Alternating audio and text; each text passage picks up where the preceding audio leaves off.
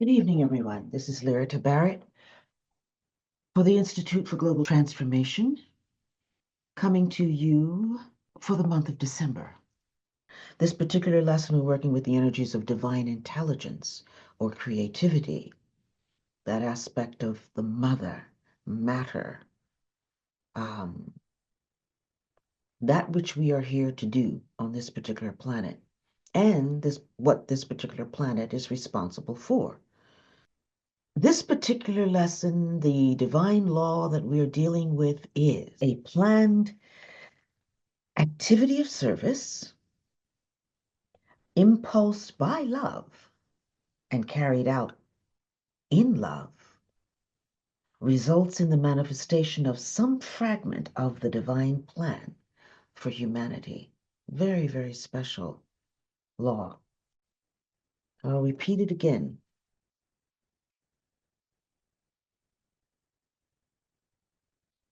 A planned activity of service, impulsed by love and carried out in love, results in the manifestation of some fragment of the divine plan for humanity.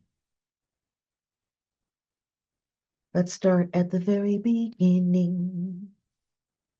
It's a very good place to start. What is the divine plan for humanity?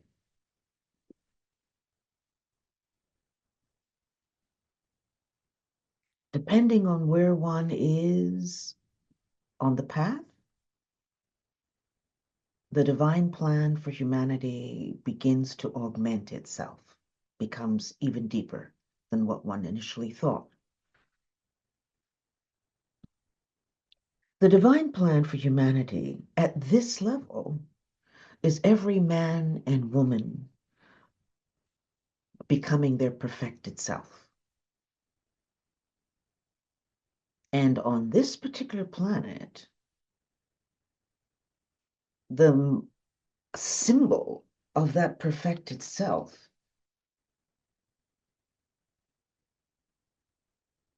is that of the world's savior of this planet, the Christ.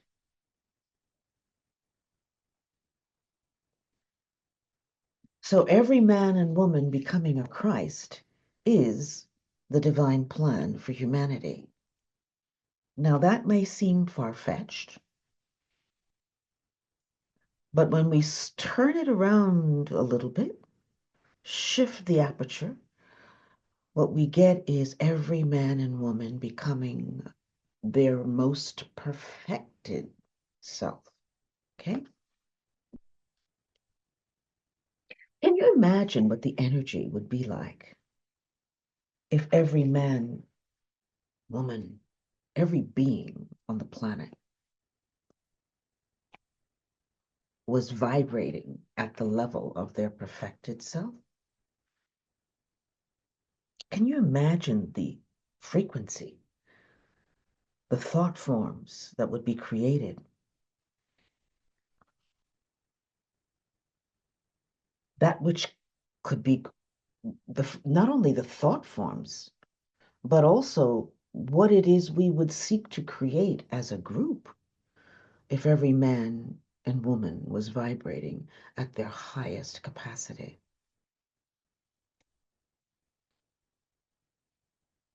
What would we be able to create? What would we create in that level, that frequency, living on that level at all times? We hear this term, divine plan,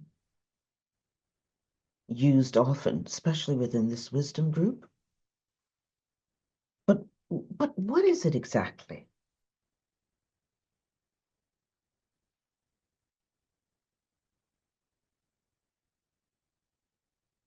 If we could define it,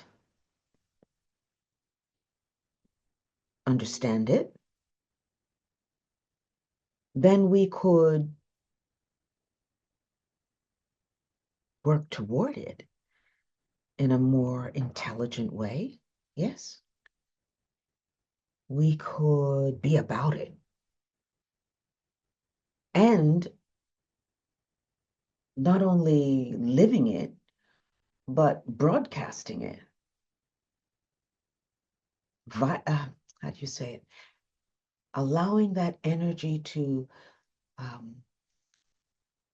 manifest through us, through our acts, our words, deeds, thoughts, everything.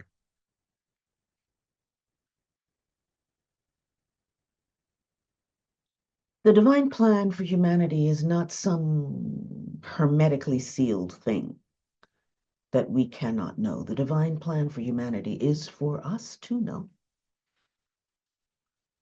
It's not to be known only by a favored few. No, it is for everyone to become aware of, especially those who are dedicated students of the wisdom or the mysteries. They, in particular, because they're seeking to vibrate at that level every day in their lives, they themselves would really want to know and have access to a deeper understanding of what the divine plan is, to be able to work toward it and share it with others. And that which one shares in terms of understanding the divine plan would be that that fragment of the divine plan that you are responsible for, and I am responsible for, and she over there and them over there are responsible for. Each one of us has a particular fragment of the divine plan that we are responsible for, one, and two, we can only articulate the aspect of the divine plan that is our particular fragment.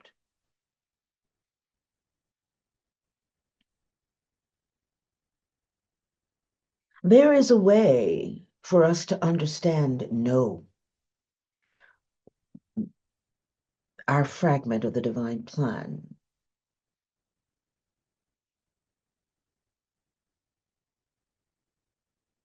And put it into practice in our world.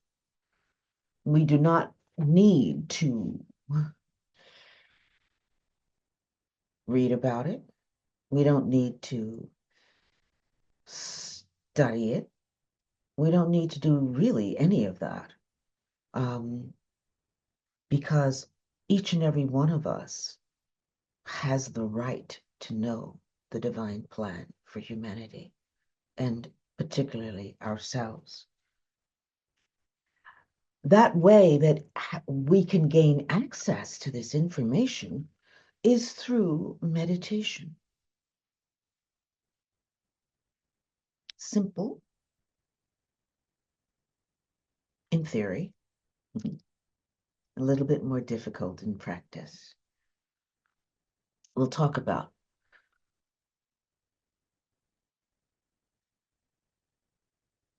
the three major aspects of meditation, wherein one is able to access what one wants to know without reading a book.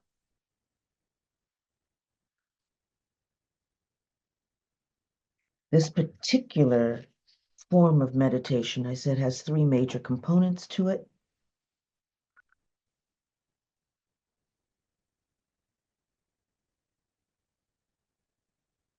Each of these components is a field in and of itself.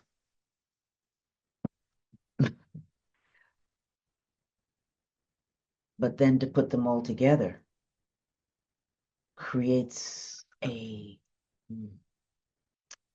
unlocks doorway. So bodies of information can become available to us. And we'll talk about that.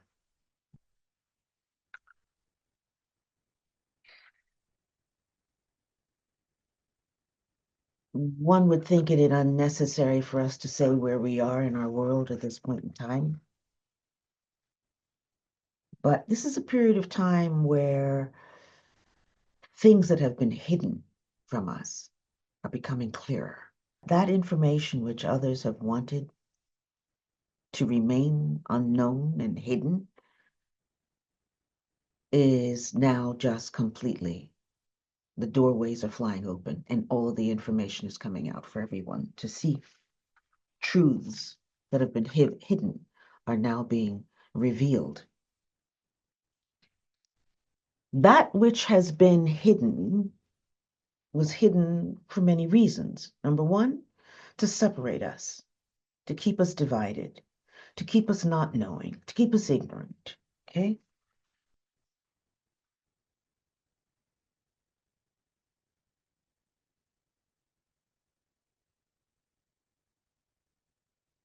But as I said, those times now are changing. That which has been kept hidden from us, has kept us, how do I say this, has kept us locked down for long periods of time. So the movement into the Aquarian age is demanding that we lift ourselves or release ourselves from the shackles of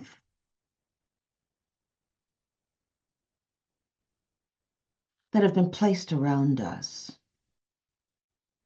by society, corporations, those in government who want to keep the ruling class ruling and the sheep following, okay? It's time for us to begin to breathe a new level, new air. There is a new air about us. There's a new vibration. There's new frequencies happening everywhere. Synthesis, the uniting of streams of consciousness and knowledge and wisdom that have heretofore been separate and apart, moving into the seventh ray and the Aquarian age, everything is being woven together to come up with something brand new. There's a new air to be breathed, to be inhaled. There's a new air. And if we think that the world is the same as it was even 6 months ago, a year ago, we're wrong. We're losing out. We're missing out on the shifts that are happening. It's time for us to let go of the shackles, discard anything that is not ours, sense the freedom of who we really are, and move into that new place. Live it, breathe it, know that it is real, and allow it to become even more real. That's what our duty is in this period of time.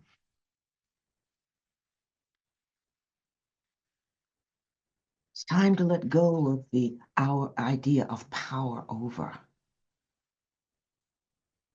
That's an illusion. That's Piscean age. It's not the Aquarian age. Okay? No matter what it may look like going into it, especially in the early parts of this particular year, no, trust that things are changing drastically. And we have to get through the dirt and the soot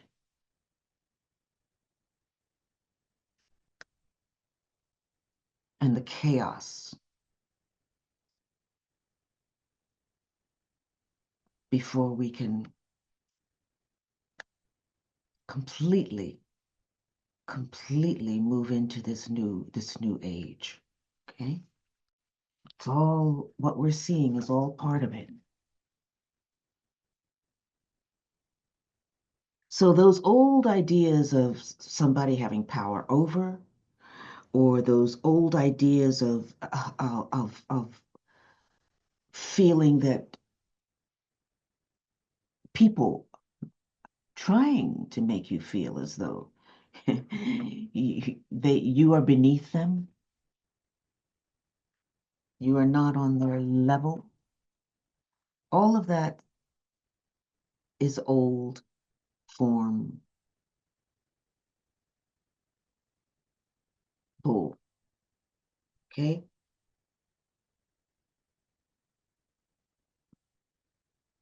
Low self-esteem. We all come into this world with that. It's time to knock it out. Okay?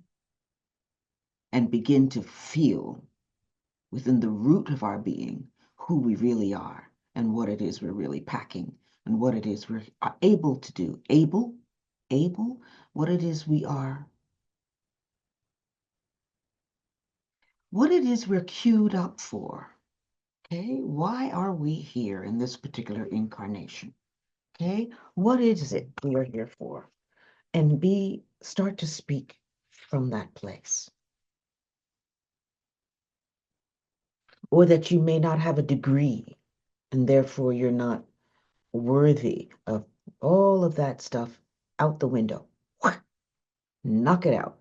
All those thought forms, get rid of them because they have nothing to do with this day and age, okay? This time and space within which we live, move, and have our being.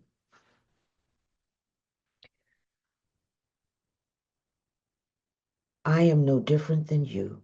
You no different than me. We are all one together, okay? And this goes to, I say this to everyone, everyone. I leave nobody out when I say this, especially Black men.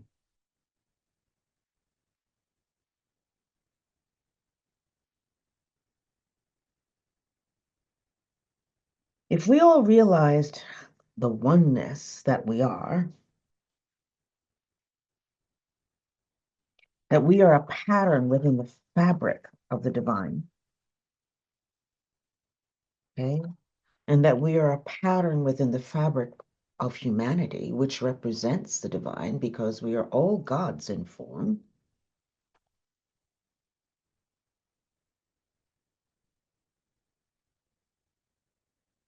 And that we are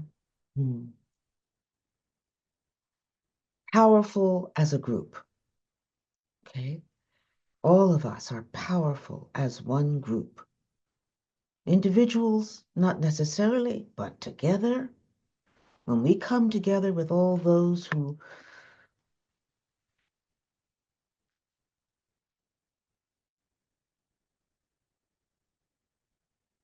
are holding the same vision,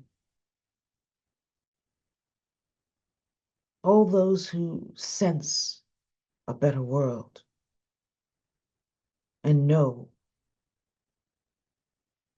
that we are all here for a purpose, even if we don't know exactly what it is, not important. It will come through the methods that I'm going to show you or teach you today.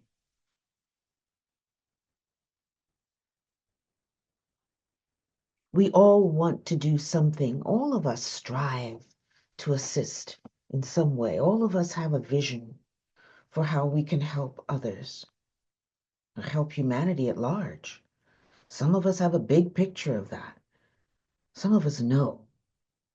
6, 7, 8 years old, no. Okay? Others of us have to stumble our way through. It's okay.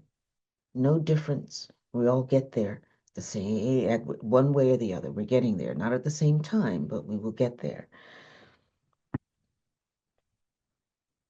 If we are able to, as a group, put our energies together and trust that as a group we are powerful, that we can come together and be guided by those who maybe know a little bit more than us. All we need is a little bit of guidance, a little bit of pointing in the right direction. And as a group, we would be able to handle it like this because as a group, we are As humanity, number one, we are telepathic and we are intuitive. Okay? We sense what's going on around us. And intuitive, we know ourselves to be, at some point in time, we might not know it all immediately, but we become aware that we are a part of a larger oneness. We are all radiant beings, aspects of the divine, each holding a divine spark within us. We're gods in form.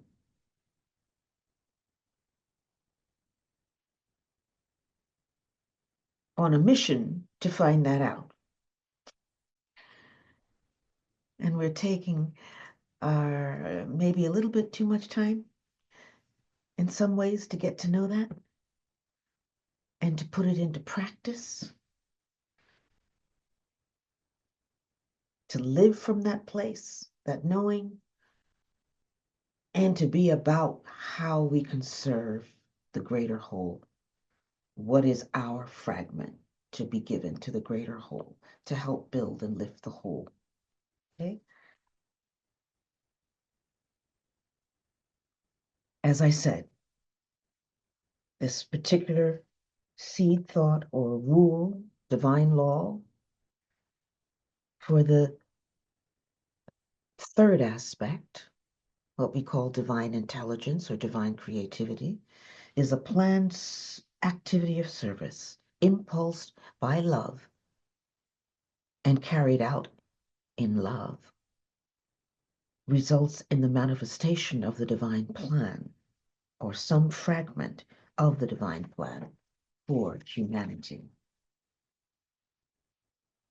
So learning what our share of the divine plan is part of our particular mission. It's part of our inner development as human beings. To number one, grasp that we're here for a purpose. Number two, realize that we're vehicles of the soul, for the soul, and for that divine spark which we all house. And number three, how to implement it. That's what we're working on right now. Okay? It's part of our developmental process to know that we all hold and carry within us an aspect of the divine plan that has to be worked out in this particular incarnation. Each incarnation has one. So these new levels of thought that are coming through right now can make the plane new. It can infect and refresh everything that we're doing. It can change our life and the life of those in our environment.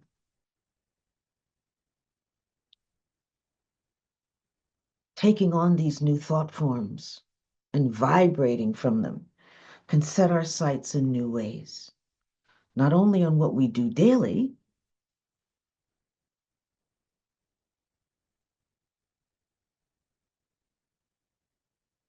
but by also bringing new opportunities to us on a periodical basis. And they will bring these new thought forms, these new ways of thinking will definitely bring more joy, possibility, greater outlook, and most importantly, help us in assisting others.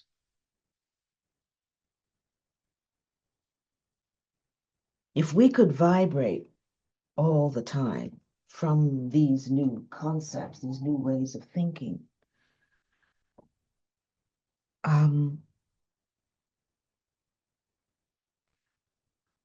we would not feel despondent or apathetic, or we wouldn't feel weakened.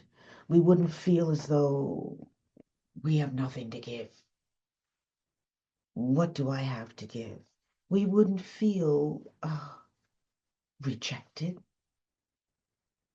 We would feel none of that. There is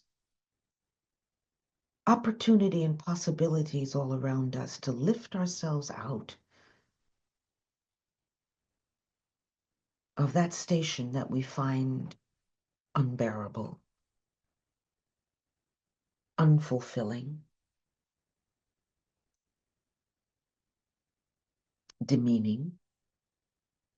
All we must do is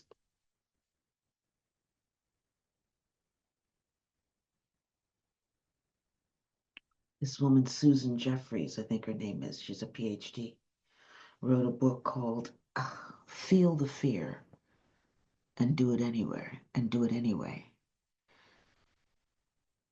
I think that is a wonderful motto for this period of time that we're in, this new phase that we're in. Feel the fear and do it anyway.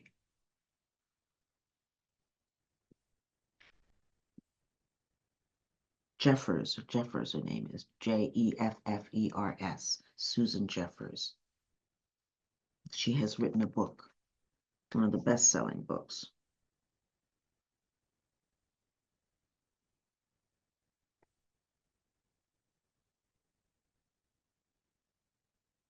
So how does the group become united and effective?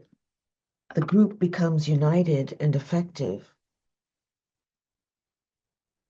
first of all, by wanting to. Okay? We all are feeling the need for major changes right now. Let not that call be let not that call not be responded to. When we feel a major call like that in the bones of our being, that means that we have to do something, okay? Knowledge is dynamic. It has a way of getting around. If we dwell upon an idea long enough, we begin to immediately attract. Not immediately, I said long enough. If we dwell upon an idea long enough, we attract and magnetize to us information about that idea. It's just the natural law. And it'll come from many, many sources.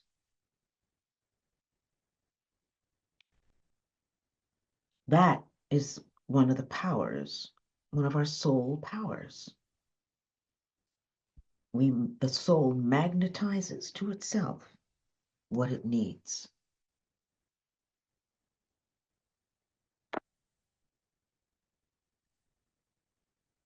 And that's because we're both telepathic and intuitive, as I mentioned a little earlier. All we need to do is learn how to use it. And we can be effective as a group and an asset to humanity, either for good or ill, depending on how it's used. Oftentimes we find it's the ambitious people who are climbing their way to the top, seeking those higher places, fighting their way, clawing their way to the top. That's, again, part of the Piscean age.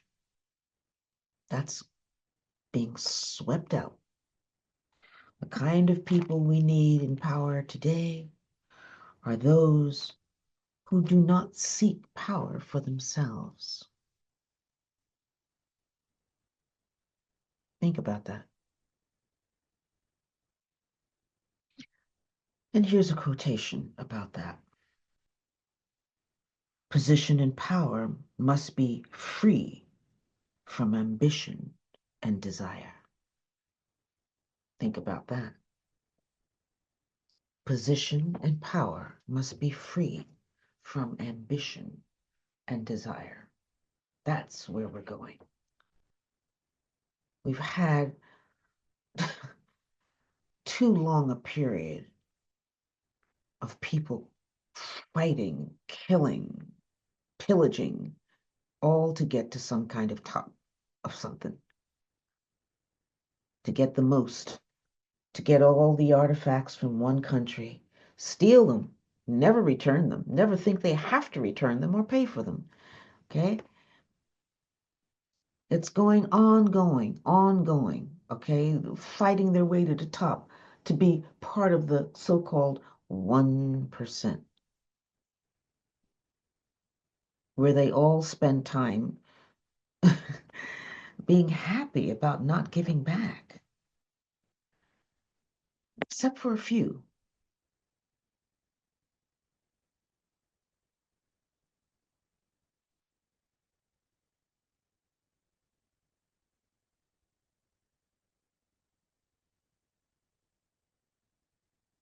Position and power must be free from ambition and desire. And that comes from Corrective Thinking by Lucille Cederkranz with a C.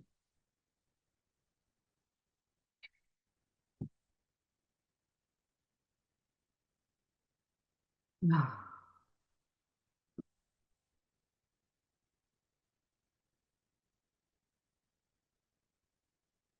The service we seek to render to humanity is a defined service activity. It's defined on mental, emotional, and physical levels, which bear no hope for tangible return or obvious results. The kind of work we seek, which is true service, is an aspect of service that does not need to be front and center. It's very happy being behind the scenes.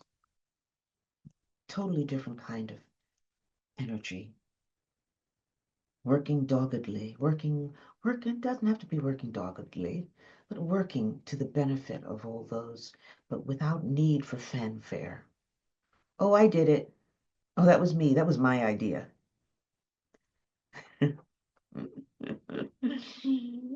You see how petty that gets? As long as the idea flies, that's all that's important. Okay? One thing is for sure.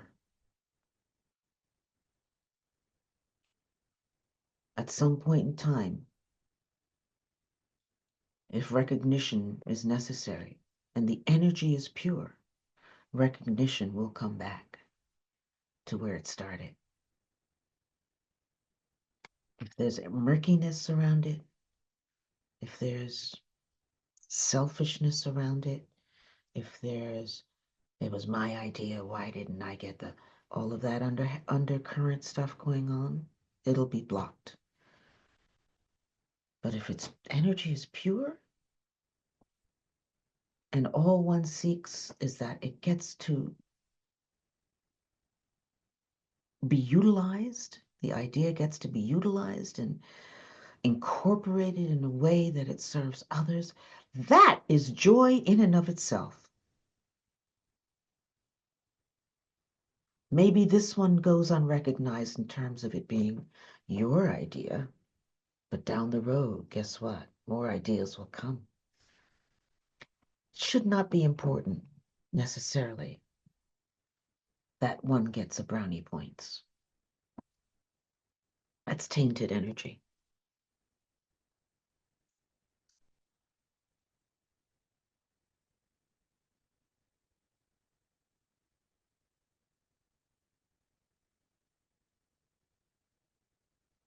So with these first three aspects, the first one we were working with the will to know love in its highest aspect. The second one was the love of wisdom. And now the third one is the intelligent application of mind in love.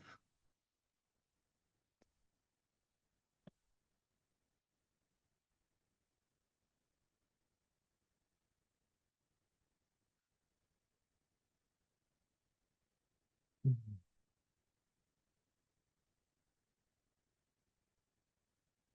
So our particular planet is about creating variety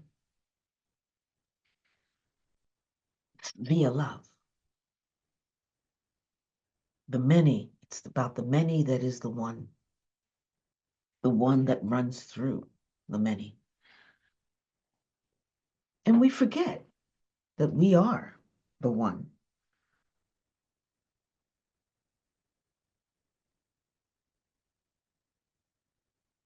And because we forget, that's why we have to come back incarnation after incarnation after incarnation on this particular planet.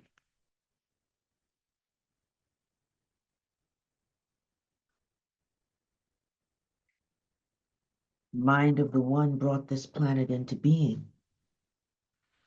And as it is said,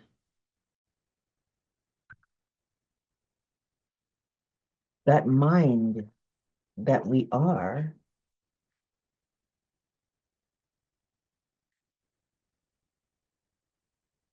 especially as far as the divine plan is concerned,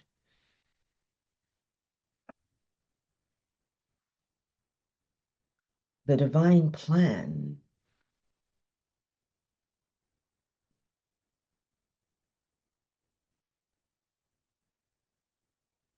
is formulated within what is called the mind of Christ.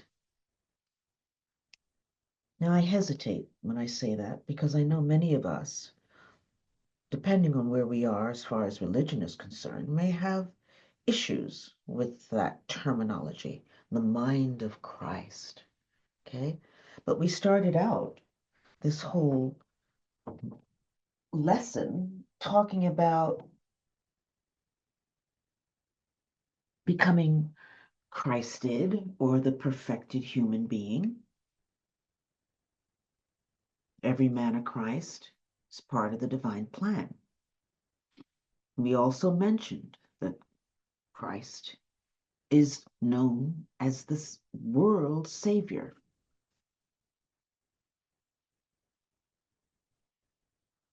The world savior.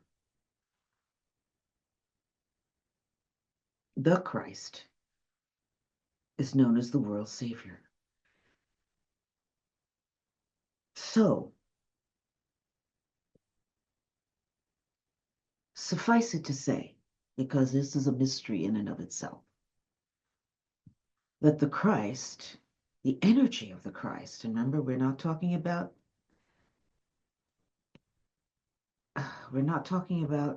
the Christ who walked, Jesus of Nazareth. That's not what we're talking about necessarily. We're not talking about. We're talking about ah, that huge energy of love that is part of this solar system and part of this cosmos.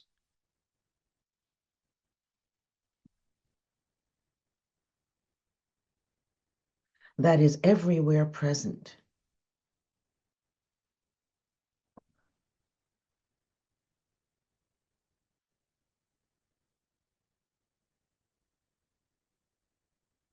That streams from our sun.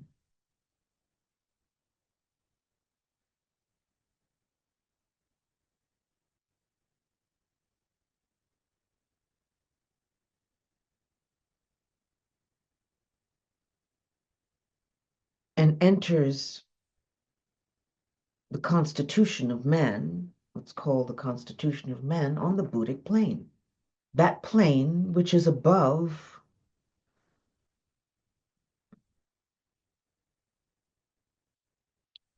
what we know as the crown center. The energy of the Christ is everywhere present. He is the world savior of this particular planet. And as such, his energy, the energy of the Christ, flows outward and is outwardly and inwardly everywhere. We are living and breathing within the love of the Christ. We exist within the love of the Christ. Remember, this is a second-ray solar system and a second-ray cosmos. It's all about love. And yet we see so much discord. And that discord is the loves beginning to work its way through. That discord is about consciousness, impressing humanity. Humanity has been, in the past, totally focused on its emotional development, or the development of matter and emotion. Okay, matter was first, then emotion. Now we're in that period of time where consciousness of humanity is being developed. The consciousness in everything, not only humanity, consciousness in the kingdom itself. Look at how conscious these animals are. Look at our awareness of consciousness between humanity and the plant kingdom, the vegetable kingdom, between humanity and the mineral kingdom, between humanity and the animal kingdom. Consciousness is being developed everywhere. And that consciousness is part also of the Christ. Love, soul, consciousness, Christ, all are one. Okay? So, the divine plan for humanity finds its formulation within the mind of Christ. That great being within which all human consciousness knowingly or unknowingly lives. We all live within the mind of Christ.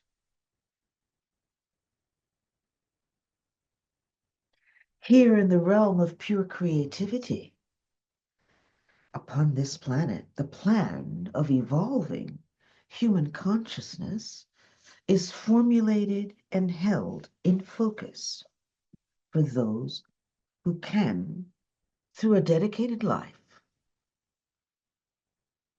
reach its abstract frequency, cognize its abstract reality, and interpret its meaning in relationship to the present time and condition of humanity.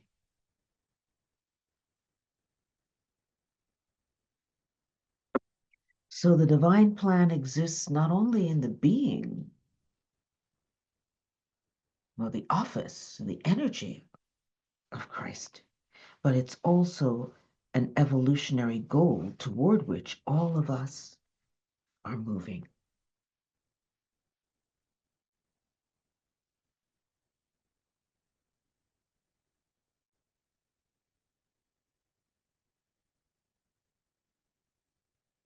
So the divine plan for humanity is then, in its highest aspect, the Christ, and in the more immediate interpretation, it is the nature of the soul, which is so gradually unfolding in the consciousness of humanity today.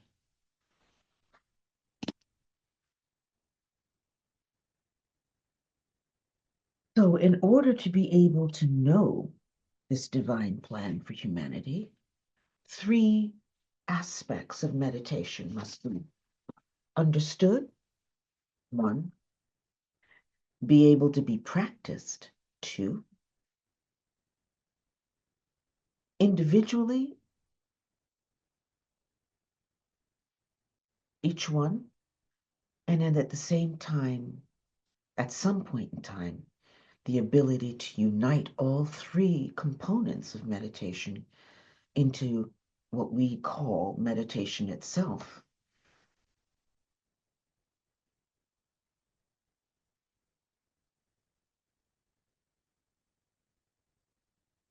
To be able to receive information in the abstract, build forms, word forms around that abstract in order to be able to understand things that we have not read before, okay? This is a potential for all of us. So, the three components of meditation are as follows. Concentration, number one. Concentration is the focusing of our attention on a specific object, problem, issue, for the purpose of clarification. By either the conscious or the subconscious mind. What happens in concentration is that there is a point of tension or attention that's created within the brain that creates a magnetic field of mind into which is attracted past experiences that all relate to that particular focus of attention. Okay? In this method, we recall past learning for the purpose of reevaluation and a semblance into a new relationship in our minds, in our awareness. One of the ways of focusing concentration or concentrating on anything is to, one of the earlier ways that I learned was to focus on something, a particular object, and to be able to focus on that object initially for as long as you can, without any other thing coming into the mind.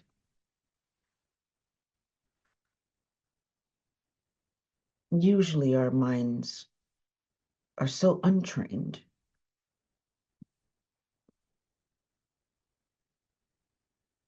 Some say, others say, if you have learned how to read anything, then one knows how to focus attention. And one knows how to concentrate. But look at all the young ones coming in today. They say Gen Zers don't like reading long things. They want things to be short and to the point. Snapshot.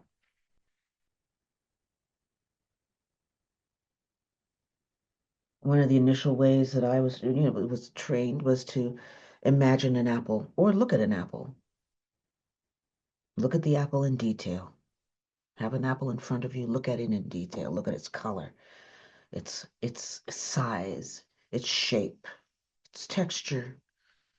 Dull or shiny is the skin, its stem, how its movement, its, how it moves.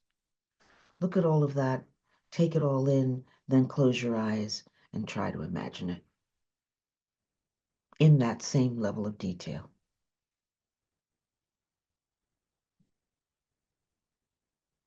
And see how long you can keep that focus in mind. That's teaching you. You might, for the first time, you might get 10 seconds and all of a sudden a new thought comes in. But you work your way up daily to about 5 minutes. Yes, it's possible. 10 minutes. Okay. That was number one, concentration. The next one is meditation. We think we know what meditation is. Many of us do, but let's just go through it just in case. Meditation is the focusing of the attention in the mind upon a particular subject about which additional information is required or requested or desired. Here, the point of attention or tension creates a magnetic field of mind that attracts from within the entire frequency range in which an individual thinks additional knowledge from other minds.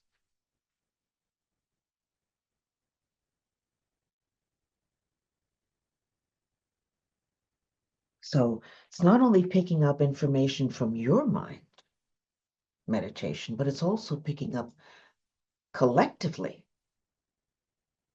what other minds think about the same thing. Okay, you're holding that idea in mind, that subject in mind about which you seek to know more about, and you hold a point of tension or attention on that particular subject, and it creates a magnetic field of mind that attracts from within the entire frequency range in which an individual thinks, and additional knowledge from other minds as well. Here is the area of true telepathic rapport. One does not enter into telepathic rapport via concentration, but rather via meditation. Two totally different things, which puts one in related touch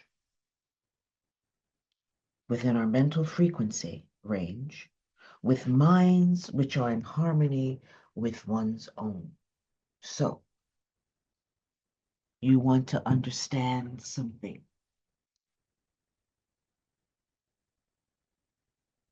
You hold that something in mind, and you go into meditation. You might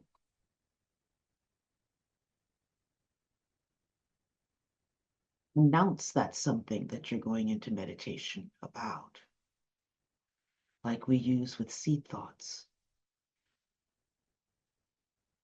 You announce it out loud, whatever the subject is. Christedness.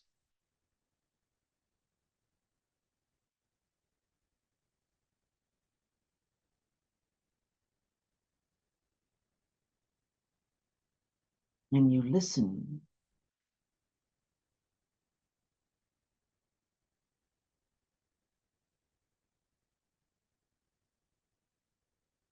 and follow the energy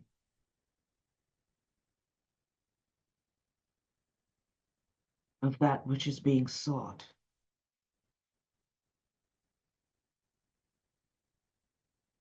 And as you hold it at that point of attention in your mind,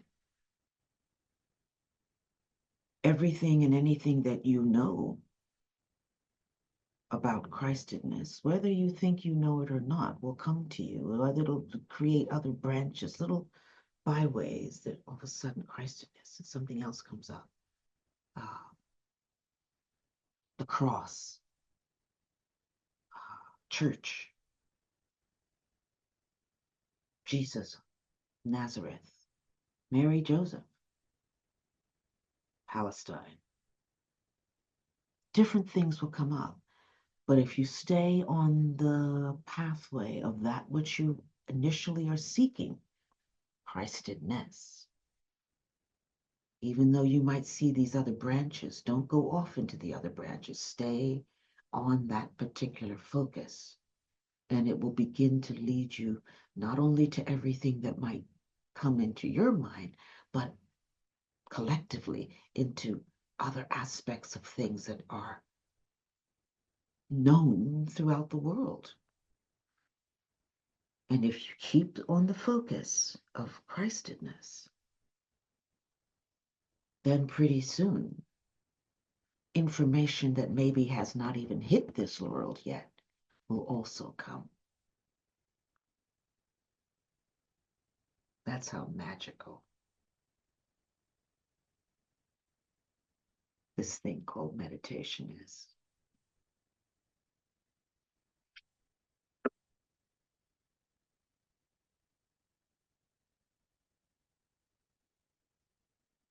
The last component of meditation is contemplation.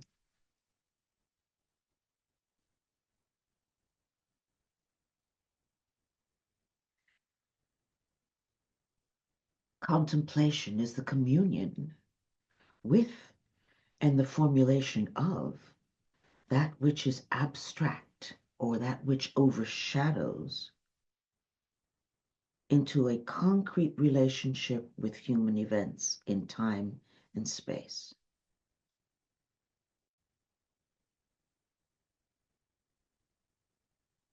The difference being that in contemplation, one reaches up out of one's own frequency range of thought to touch the higher mind of deity. This is that aspect that I was just talking about. When you've exhausted, you've gone through all of the different phases of things that can come into your mind in the meditative process, that humanity at large already knows. And most of that is passed through your mind in the meditative state. And this might take days of going back and meditating on whatever in order to pull in, draw in everything that humanity might know, or much of what humanity might know about a particular subject. The next phase after that, as I was talking about the different branches, and if you stay focused on that one thing, then you can begin to access aspects of that one thing that may not be known by humanity at all, hasn't reached the planet yet, okay? So we're saying contemplation is the communion with and the formulation of that which is abstract or that which is overshadowing. Abstract means it's not here for us to touch, okay? It's out there, seeking to be accessed. It's out there to be accessed, but we have to reach up into it and pull it down.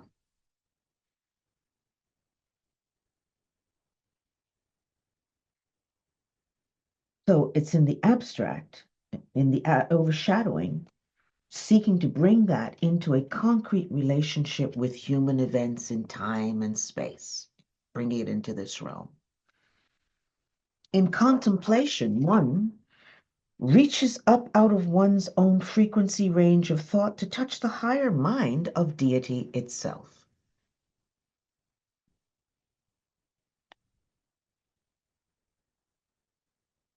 Here one supersedes the world of the self in every sense of the word to bring a new concept into relationship with humanity.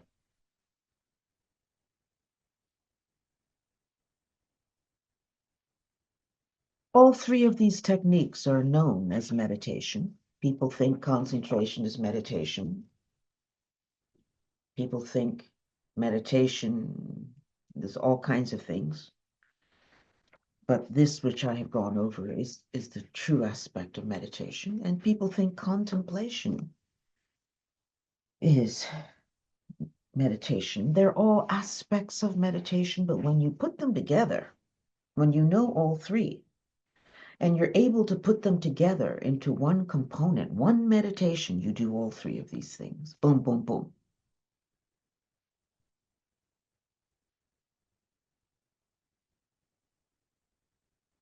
And you bring down something new.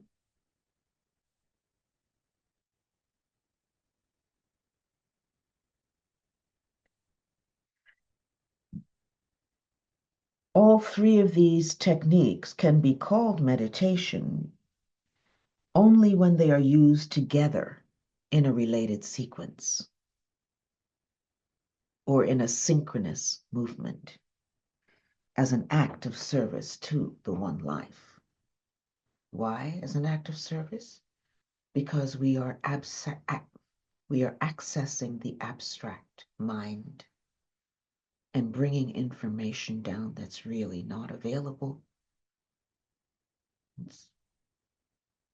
We have to go find it, bottom line. We have to go find it, know how to find it, know how to get in there and bring it down.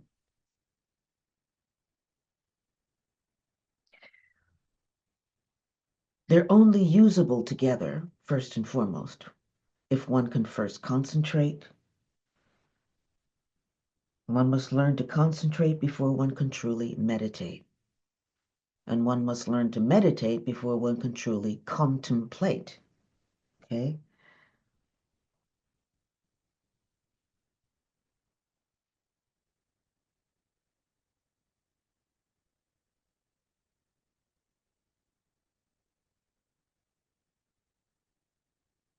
Mm.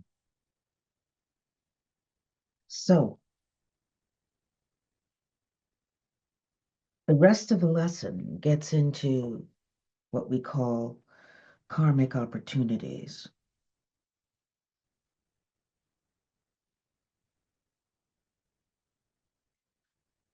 In terms of our service. Anything that one is, any activity in which an honest and truly aspiring student is engaged can become a vehicle of service to humanity if it is planned. How we plan is based on the following. We have to take a look at the karmic opportunities presented in a particular situation or circumstance.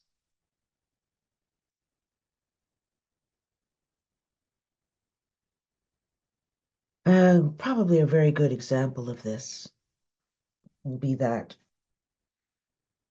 of a close friend of mine, and a couple of few friends, to tell you the truth, who fall into this same category. One, because of a childhood or a youth, a teenage period of time when they experienced addiction to substance, a substance, each one different substance.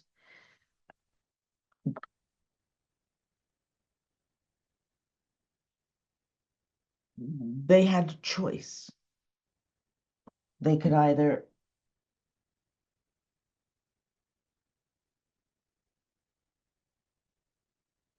lose themselves in that addiction,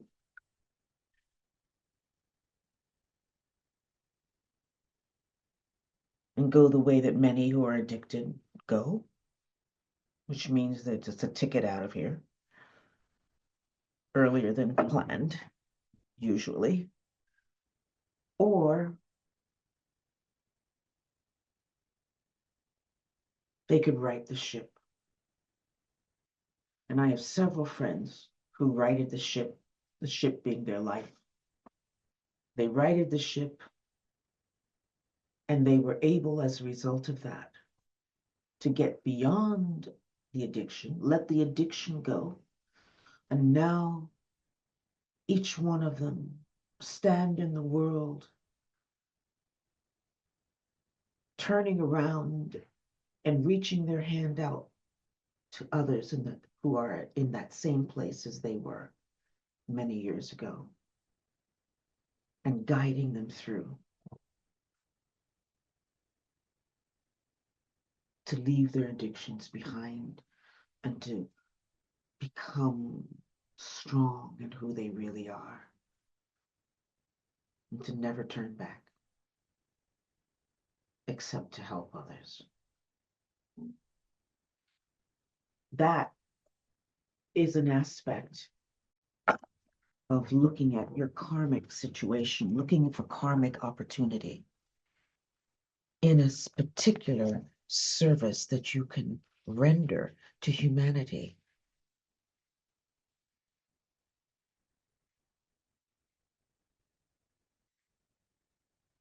You might not even realize that's something that you're going through.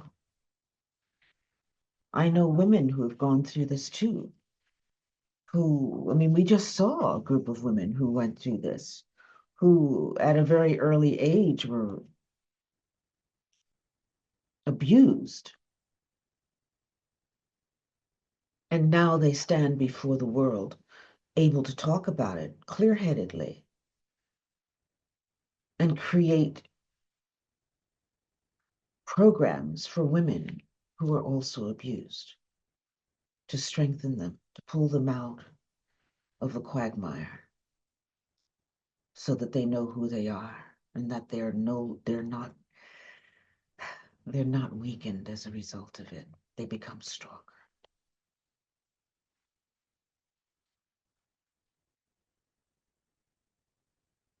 So we look for the karmic opportunity. We look at the activity that we may be engaged in, and to find that karmic precipitation from past into present, which can balance through right action. We'll find and seek the spiritual opportunity available that can help others in a situation that we're involved in, and remembering that our problem is not our problem alone. Our issue is not our issue alone. It is an issue of humanity at large. And as we seek to solve it, the steps we take, because we are a telepathic and intuitive group, those steps will be communicated somehow, understood, absorbed, realized by others around us, because we've laid down the tracks. And because we are mentally and emotionally, we are in the same mental and emotional environment, we pick it up through osmosis, to thought forms, feeling forms, and we realize, I can do this. And we think it's our idea. It's okay. No, it's not important where it came from. The fact that it did come, we give thanks, because that's the precipitation from our karmic experiences that we've laid down tracks for others to heal. That's what we're here to do.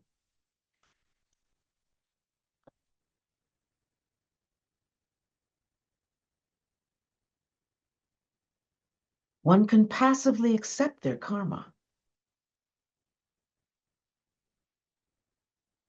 gradually letting it work itself out over a long period of time, or one can positively accept it, seeking to recognize and to cooperate with it, to balance the scales in such a way as to effect the greatest growth for all concerned. And thus, we serve the divine plan. I love it. Or is it this way? I love it. That's what we're here to do. Okay? We are one. The pain we experience, the pain we suffer, the issues that come up in our life are issues. Don't ever think it's my problem. See it as a human problem and work to fix it. Because as you fix it, humanity also learns, as humanity fixes it as well. Okay?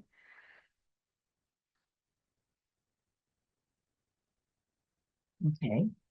And number two,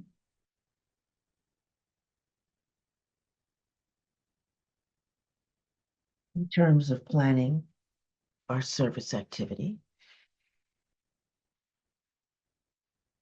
take a look at the polar opposites involved in a particular situation. And take a look at all of the opposites, okay? Something is going on in your life.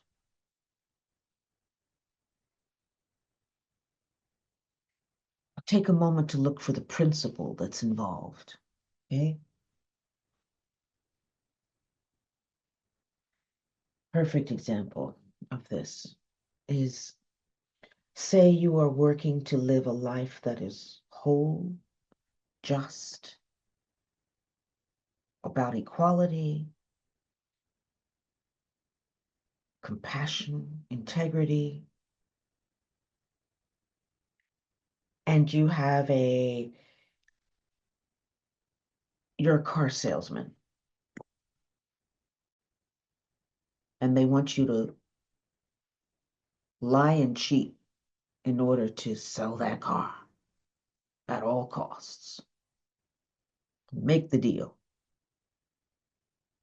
And it goes against your grain as to who you are and what it is you're seeking to project and be in this particular lifetime, right?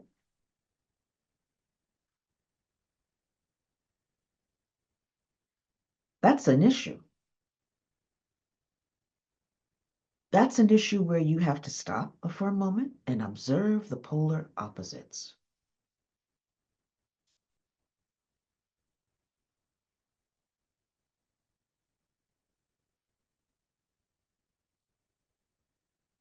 Polar opposites are those opposites that repel each other. They just, they just don't jive, okay? It's a polar opposite. You are working to be a person of integrity, a spiritual being, you're seeking to walk your walk, talk your talk, and your boss is saying, it's a toxic environment, okay? It's a toxic environment. Your boss is saying, lie, tell them anything. The goal is the sale, no matter what. How do you handle that? You're looking for the principle. You're looking for principle here. If individuals' jobs present such problems as accepted business practices which violate the principles which they stand for, they are provided with an opportunity to enunciate and to live the truth. Thus, they become a transmitter of the plan to others via right action.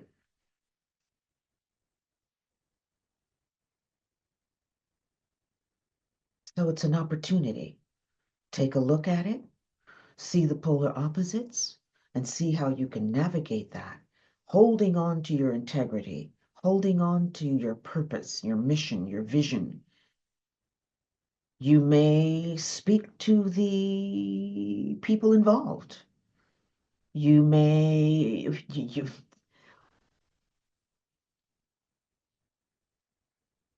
by holding these ideas in contemplation or concentration or meditation, you will be able to understand how to navigate it in a way that serves you and the business at hand.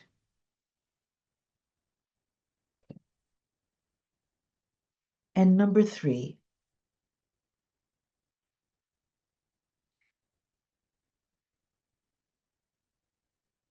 recognize the field of spiritual relationships inherent within the pattern of a given situation or circumstance.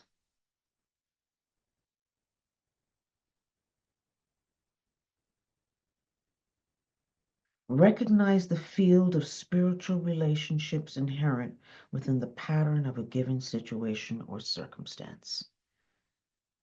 We are all souls, right? We are all brothers and sisters.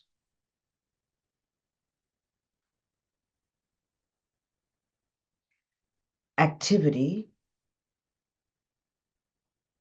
that we're involved in attract people, certain people.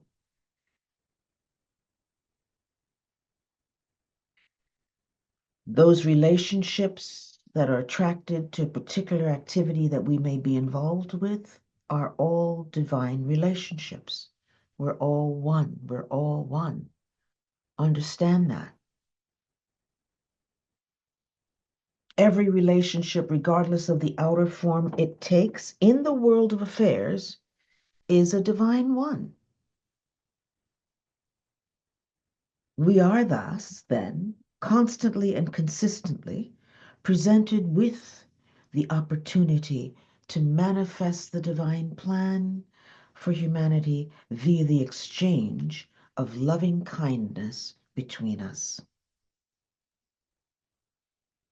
May we all ask this particular question in regard to every relationship that we know. And that question is this: what divine expression does this divine relationship demand from me in service to the divine plan for humanity? I'll reiterate it one more time. What divine expression does this divine relationship demand from me in service to the divine plan for humanity?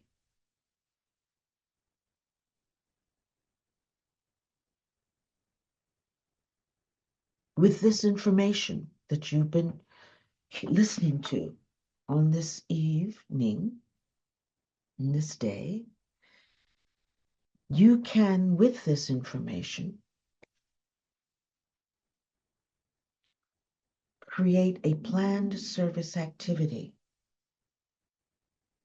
which makes right use of your daily routine, no matter where you are, no matter what you're doing, whatever service you're involved in right now, whatever it is you're doing, you are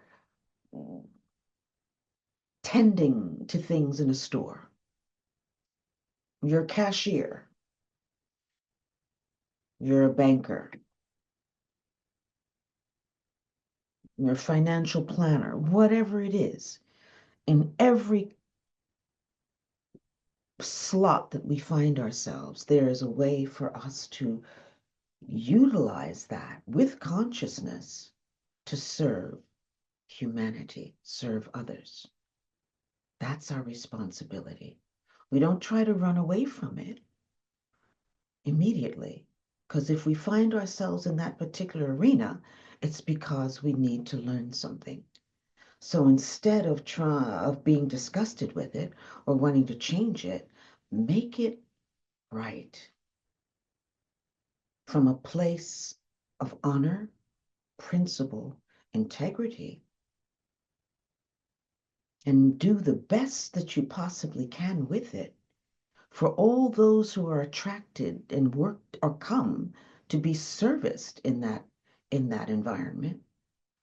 And that in itself will be a right service activity and will be the stepping stone for you to move beyond it into something new, because you've worked with this in an honorable way. You haven't tried to shirk responsibility. You've taken the reins and said, I'm going to do this and I'm going to do it well. And I'm going to serve all those who are coming. And that's the doorway that will move you out and beyond and into new areas of service that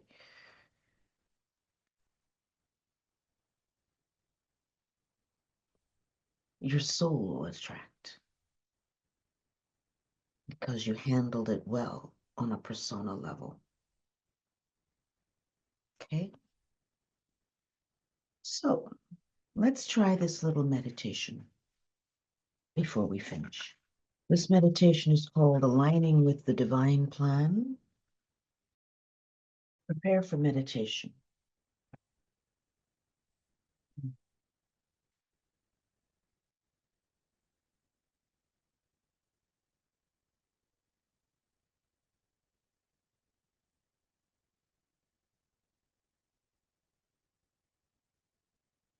Become physically relaxed and comfortable in a sitting position.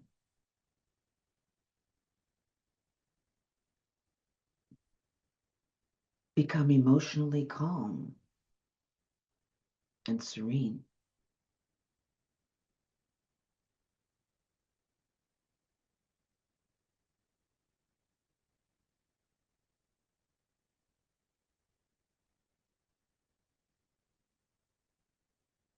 Become mentally poised and alert.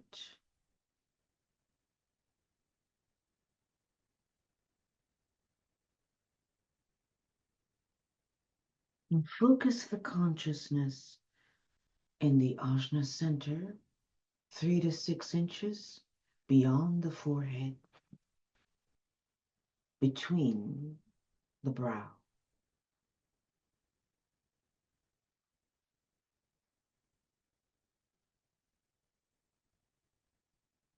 And there integrate your threefold persona, that is your body, your emotions and mind,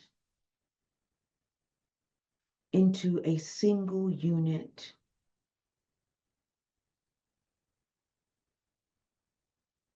in aspiration to the overshadowing spiritual soul.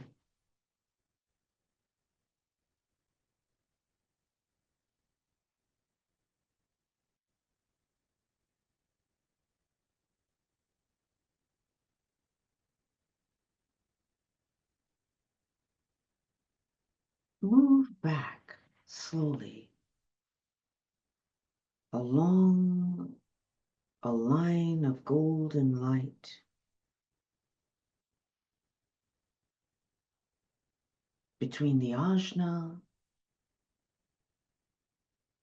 and the center of your head, about 2 inches behind the eyes. Move back along that golden line of light into the tiny blue-white sun in the middle of the head.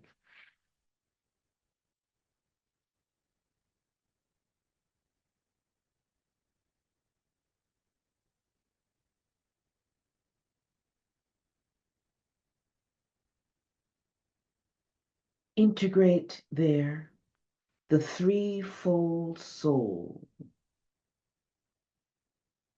that is part of the soul, the animal soul, the human soul, and the spiritual soul, into a single unit in aspiration to the Christ.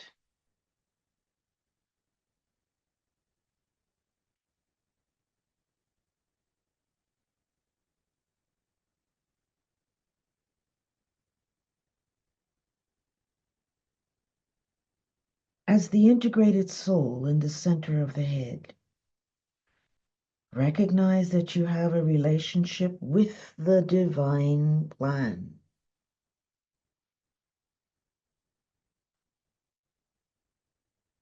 And as the soul, align upward through the overshadowing wisdom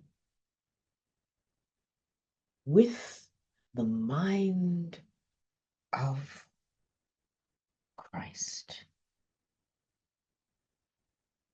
Simply through the direction of your thought. Do that.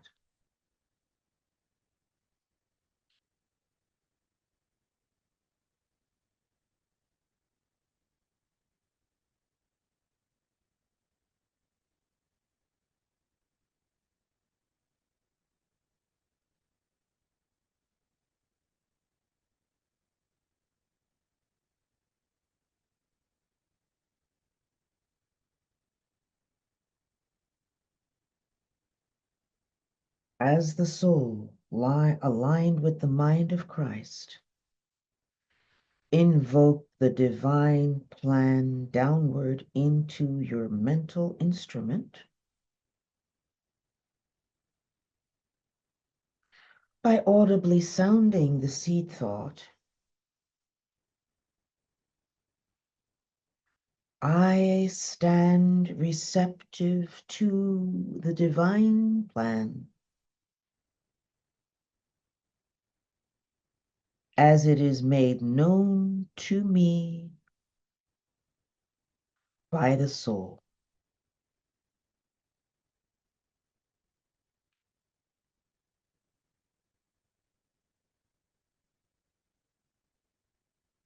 Allow the seed thought to sound for at least 3 minutes.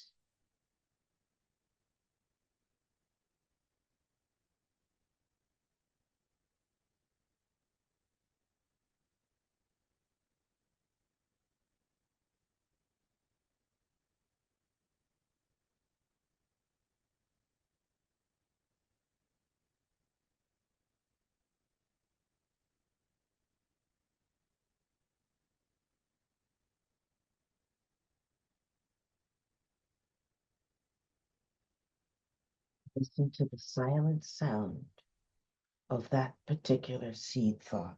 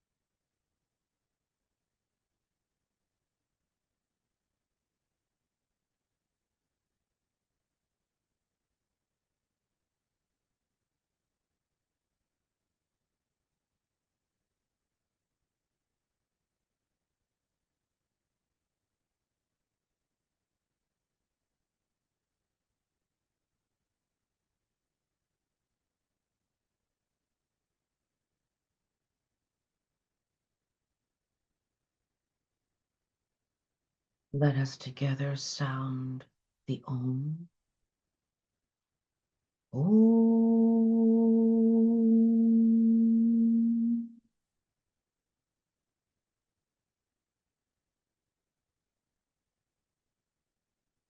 Leaving that alignment with the plan in place. Gradually relax the attention and return to normal focus.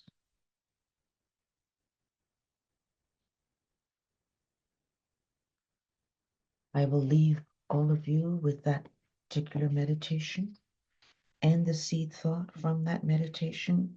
I stand receptive to the divine plan as it is made known to me by the soul. And you can do this meditation many times between now and the next time we meet, so that some aspect of the divine plan you will begin to ascertain and draw yourself closer to. Okay? I thank everyone so much. Much love to everyone. I appreciate you. I love you. Happy New Year. See you soon. Blessings.